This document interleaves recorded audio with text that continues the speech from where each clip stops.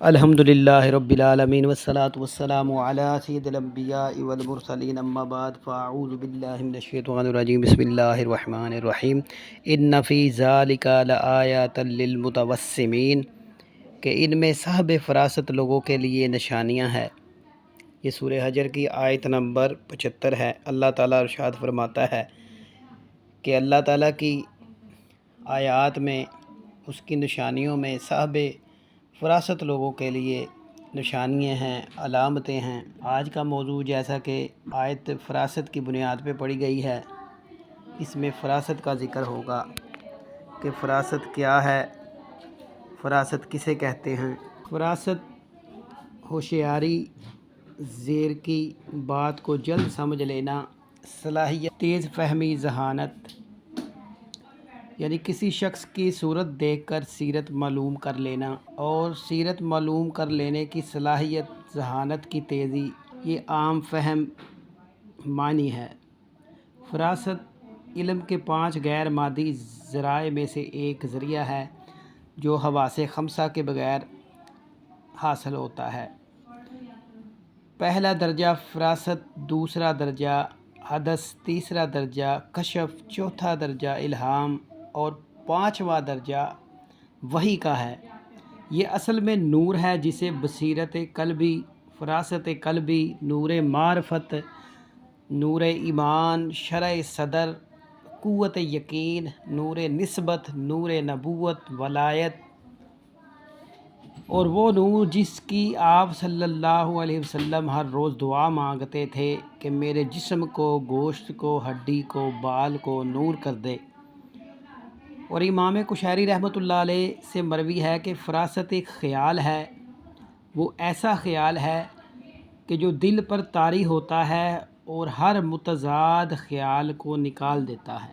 یعنی جب وہ دل میں ظاہر ہوتا ہے، چمکتا ہے، آتا ہے، اترتا ہے، تو دل سے ہر متضاد خیال جو اس کے خلاف ہوتا ہے اسے وہ نکال باہر پھینکتا ہے۔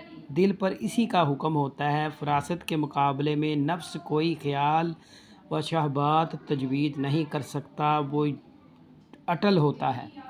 فراست ہر شخص کی قوت ایمانی کے بقدر ہوتی ہے، لہٰذا جس کا جس قدر قوی ایمان ہوگا، اس کی فراست اسی قدر زیادہ تیز ہوگی۔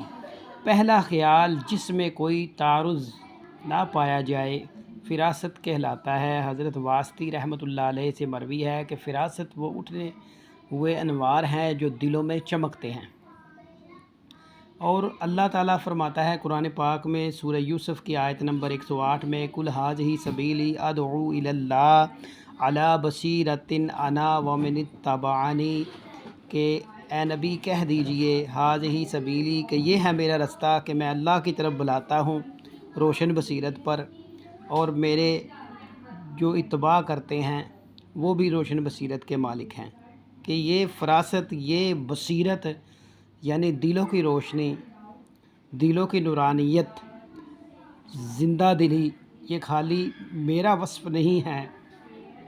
جو لوگ میری اتباع کرتے ہیں، یعنی جس طرح کہ یہ آیت میں آیا ہے کہ عَلَىٰ بَصِیرَةٍ أَنَا وَمَنِ اتَّبَعَنِی کہ جو میری اتباع کرتے ہیں کہ وہ بھی اسی بصیرت کے مالک ہوں گے۔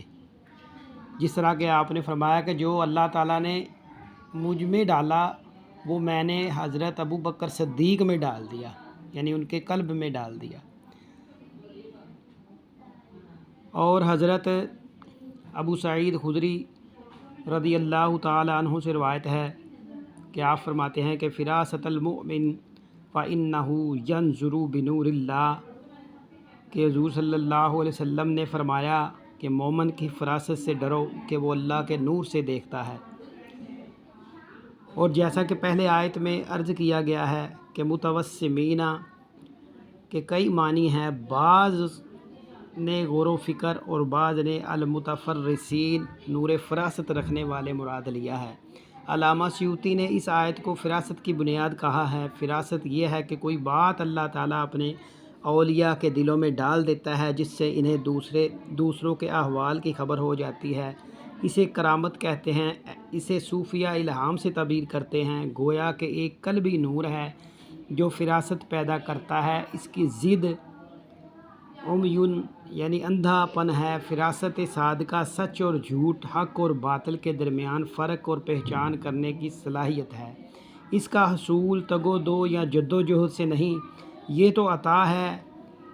ذالک فضل اللہ یؤتی من یشاء۔ اور تاج العروس میں فراست کا معنی علامہ زبیدی نے ادراک باطن لکھا ہے، اور اسی طرح بہت سی کتابوں میں، جس طرح کہ دیوان امام شافعی میں، کہ ظاہری امور سے باطنی امور کی معرفت میں مہارت کو فراست کہا گیا ہے۔ اور امام کشیری نے فرمایا ہے کہ فراست ایمان کے مقامات سے ایک مقام ہے جس سے یقین کا کشف اور غیب کو دیکھنا ہوتا ہے۔ امام علامہ شورانی رحمۃ اللہ علیہ فرماتے ہیں کہ فراست کے متعلق اللہ تعالیٰ اسباب کو کھول دیتے ہیں، حجاب اٹھا لیے جاتے ہیں، اور اللہ باطنی طریقوں سے اطلاع فرماتا ہے۔ اور حضرت عاصم انطاکی فرماتے ہیں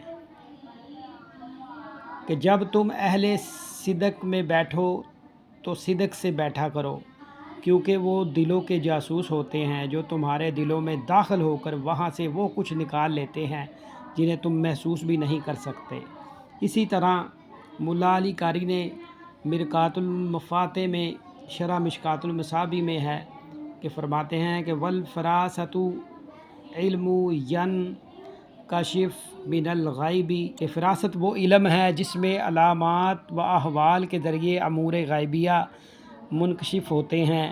الہام اور فراست میں یہی فرق ہے کہ فراست میں علامات و احوال کے ذریعے سے امور غیبیہ منکشف ہوتے ہیں، جبکہ الہام میں امور غیبیہ براہ راست اللہ تعالیٰ کی جانب سے منکشف ہوتے ہیں۔ اور اسی طرح حضرت شاہ کرمانی فراست کے حصول اور اس کے اسباب کے متعلق فرماتے ہیں کہ جس شخص کی ظاہری عمر اتباع سنت میں گزرے، باطن ہمیشہ مراقبے میں ہو، حرام کردہ چیزوں سے آنکھ کو محفوظ رکھے، شہوات سے اپنے نفس کو روکے رکھے اور حلال غذائیں کھائے، اس سے اس کی فراست کبھی خطا نہ کرے گی۔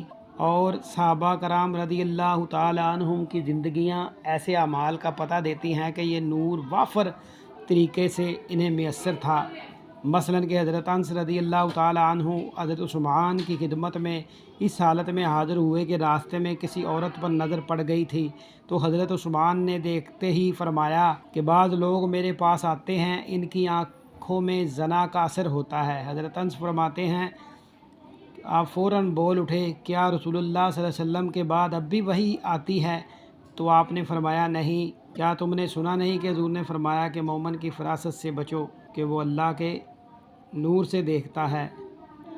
ایک عیسائی نوجوان مسلمانوں جیسی شکل و صورت بنا کر حضرت جنید بغدادی کے پاس آیا، پوچھا اے ابو القاسم، اس قول رسول کے کیا معنی ہیں کہ مومن کی فراست سے ڈرو؟ تو آپ نے سر کو اوپر اٹھا کر فرمایا کہ اسلام لے آ، اب تیرا وقت اسلام لانے کا آ چکا ہے، تو وہ مسلمان ہو گیا۔ اس کا ذکر رسول اللہ صلی اللہ علیہ وسلم نے فرمایا کہ تم سے پہلے امتوں میں ایسی فراست والے لوگ تھے جنہیں محدث کہا جاتا ہے، بس میری امت میں حضرت عمر بن خطاب ہیں۔ حضرت علامہ اسماعیل حقی رحمۃ اللہ علیہ فرماتے ہیں کہ محدث ہونے کی نفی نہیں بلکہ حضرت عمر فاروق کی فضیلت ہے، امام المتفرسین و شیخ المتوسمین۔ یہ آپ کو خطاب سے پکارا جاتا ہے جن کی فراست نے کبھی خطا نہ کی، جن کی فراست کی تائید وحی الہی کے ذریعے ہوئی۔ اور بہت سی احادیث میں اس فراست کا ذکر ہے، جیسا کہ ایک حدیث بخاری شریف میں ہے کہ جس میں وہ دودھ والی روایت موجود ہے کہ مجھے دودھ پیش کیا گیا، میں نے پیا، پھر اس میں سے حضرت عمر نے پیا۔ اس میں سے وہی نور علم اور نور معرفت مراد ہے کہ جس طرح میں سیراب ہوا ہوں، اس میں سے عمر بھی سیراب ہوئے۔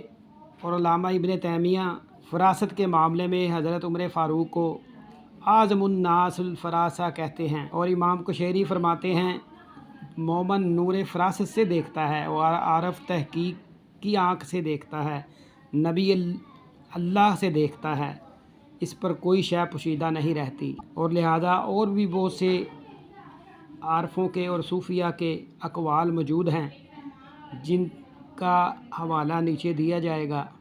تو لہذا ایک بات تو طے ہے، اور وہ یہ ہے کہ مومن کی فراست ہی سب کچھ ہے، اور یہی حاصل مقصود ہے۔